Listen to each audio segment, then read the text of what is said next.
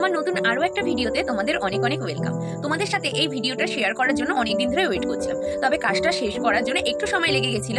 হ্যাঁ, দেখে তো বুঝতেই পারছো, ক্লে দিয়ে কিছু জুয়েলারি বানাচ্ছিলাম।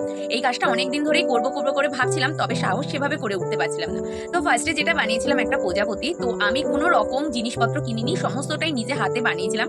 এই ছিল প্রজাপতির ফাইনাল লুকটা। একটা বানানোর পর এত ভালো লেগেছিল আমার, সত্যি কথা বলতে নিজের কাজটা দেখে নিজেই অনেকটা খুশি হয়েছিলাম। ঠিক যেভাবে প্রজাপতিটা তৈরি করতে চেয়েছিলাম ঠিক সেভাবেই হয়েছে। কাজটা করে খুশি হওয়ার সাথে সাথে কিন্তু অনেকটা সাহস পেয়েছিলাম, তাই বেশ কয়েকটা জুয়েলারি বানিয়েছিলাম। এই জুয়েলারিটা বানিয়েছিলাম দুর্গাপুজোর সময় পরার জন্য। সামনেই যেহেতু আমাদের দুর্গাপুজো, আর মা দুর্গার কিন্তু এই পদ্মফুল ভীষণ প্রিয়।